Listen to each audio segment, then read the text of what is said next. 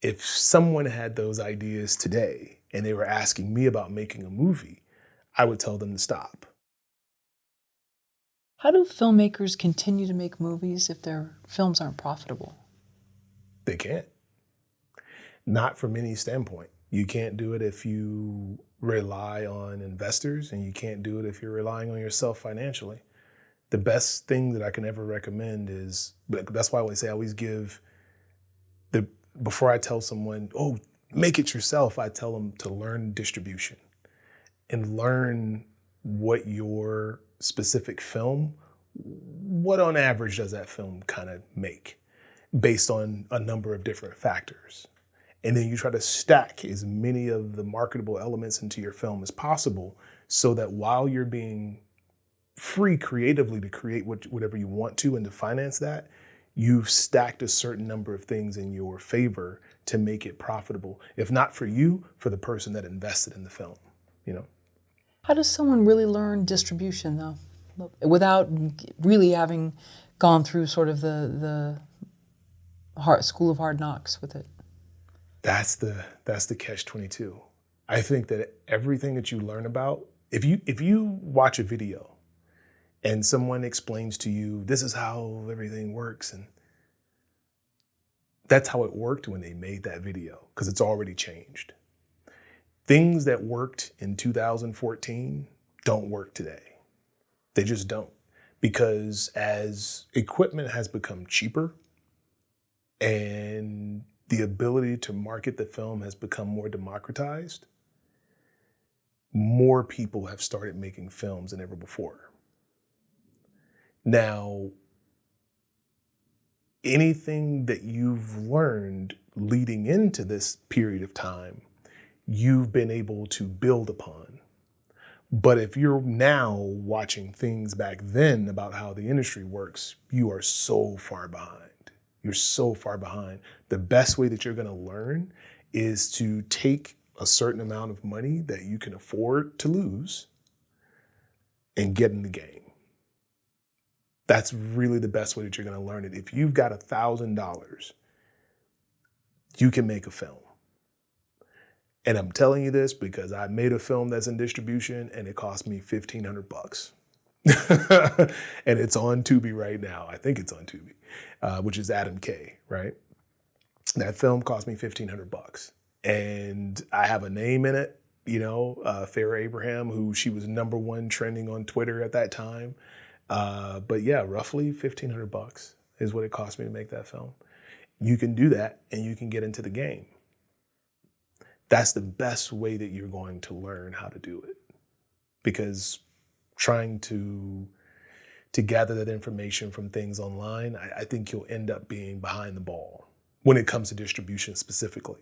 When it comes to how to write a story, when it comes to how to cast actors, when it comes to how to produce a film, when it comes to development, when it comes to those things are integral to getting the film going. But the conversation that needs to happen before that is the one that keeps changing, which is distribution. Because all that affects everything else until you get to that point. And that's the part that just keeps changing, So the best way to understand it is just shoot something. Just shoot something. Anything. It's so cheap to do so right now. Whether they have the iPhone, you can plug the little anamorphic lens adapter for $100 on the back of it, and then you're shooting something. Just go do it.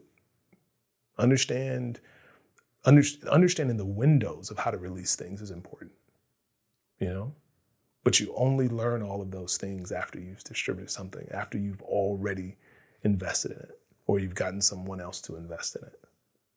So it's like if you're in a flight simulator or you're, let's say, playing some day trading game, unless that's like your real money or you're really flying that plane, you're not really going to learn. I mean, you're going to take more chances and different things. And so when you really have skin in the game, it's different. Yeah, it's very, very different. It's very different. And I'm going to tell you, it's so funny that when I was making a film by committee with, financiers and stuff, and I would say, I really believe that we should have this in the film and this and it would help, and I would give out all these great ideas, but it was coming from a creative standpoint. right? And at that time, I hadn't really learned about the marketable elements, like why this film needed to be made and why does it need to be made this way. Those were the things I didn't understand, or I should say, I applied all of those questions to the creative part of it and not the distribution part of it. And I had all these ideas and it was like, oh, but if someone had those ideas today and they were asking me about making a movie, I would tell them to stop. Just stop what you're doing right now. I'm going to explain to you why that's not the conversation you should have right now. Right now, you should be defining who is this film for? And don't say yourself. Don't say yourself unless you know a lot of people like you and you know how to reach them. Don't say that. Figure out who your audience is for this movie. Because if you know who your audience is, you'll know what's important to them and you'll know if what you're talking about is important at all. Especially if you have to spend money, because every idea you come up with, all I hear is a cash register. That's all I hear because it's going to cost money in order to do it. So just make sure that it benefits the film somehow financially. And if you've got enough marketable elements, sure, be free. Go off and do, whatever, in mid-sentence, make a wormhole open and the guy gets sucked in and, whatever. I don't know. Whatever it is you're thinking about doing, just make sure that you've done the homework up front to define your audience, because that's ultimately what's going to matter. Are you able to know the exact moment, like let's say a film is paused and rewatched, or where people drop off with your movies? Do you know it to that much? The analytics are that strong for you? Yes and no. You know it through Amazon. You don't know it through the others. And that's only because you're going through an aggregator. That aggregator has that information, but they typically don't share that information.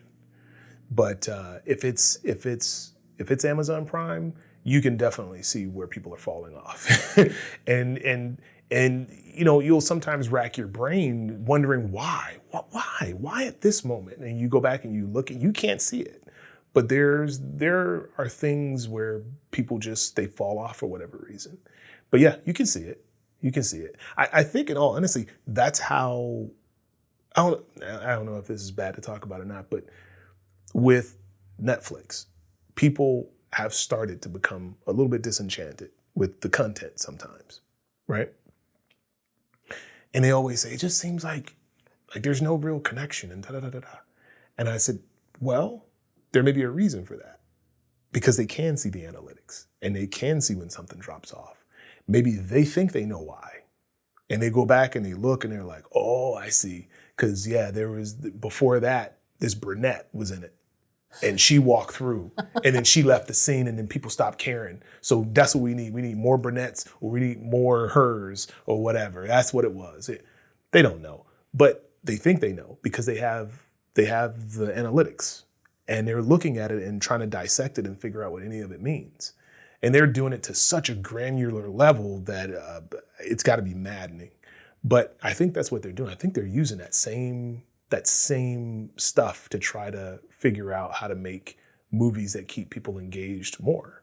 Because ultimately that's why it exists, is for you to see and for you to know that people are falling off. Do you think making a successful independent film is like winning the lottery? It depends on your definition of success. I mean, if your definition of success is you made a movie for 10 grand and it made 10 million, that's definitely a lottery ticket. I don't think that there's any way that person planned to do that. But my definition of success is how much closer did I get to the vision that was in my head when I was making the movie?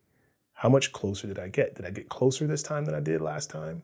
Because then that's a success for me. At one day, I want to be able to look at a film and say, I got exactly what was in my head. Because pleasing this guy or this lady, whatever, that's not really what I'm making films for.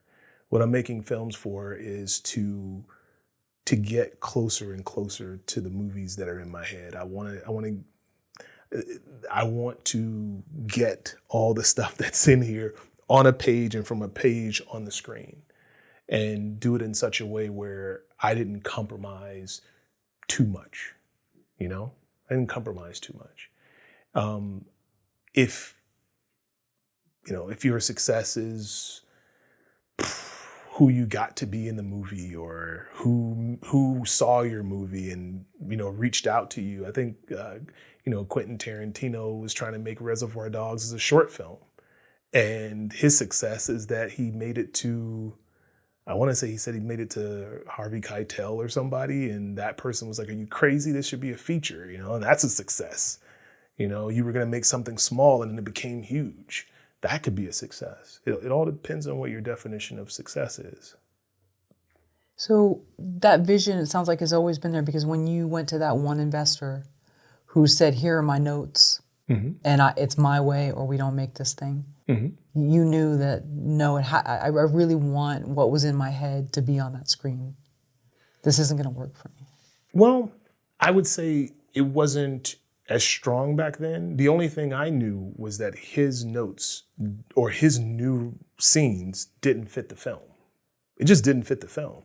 Like, to give you an example, there's people go walking off to go look for this guy. And he wrote in a scene where one of the characters, this lady, pulls up in a Jeep. And they're like, oh, how'd you go back and get the Jeep? And she's like, well, my father used to race, Jeeps back in the day through the desert. And like, what does that have to do with anything? It was the most useless piece of backstory. And why would they have a vehicle? If they had a vehicle, then they could just leave. Like, it opened the thing for like why it doesn't make sense in this film. And that was the reason why I didn't want it in the film. Not because it wasn't part of my vision, but because it just didn't fit in the film. And none of the things that he wrote fit in the film. Now I would say if someone comes to me and they can give me very sound advice. I had it on the previous film where somebody came to me and they said, I don't really get this. And then we talked about it and I realized, wow, from a really objective sense, your idea does work better than my idea, And so we took that idea and incorporated it into the film. So I'm not so much about being so vain as to say my way is the only way, but I believe there should be one voice. That one voice should ring very clear throughout the film. And along the way, because it's a collaborative process, there'll be times when someone will have advice for you that really makes that moment way more honest than the one you created. And you have to take that advice. As the voice, you know that advice is good, sound advice.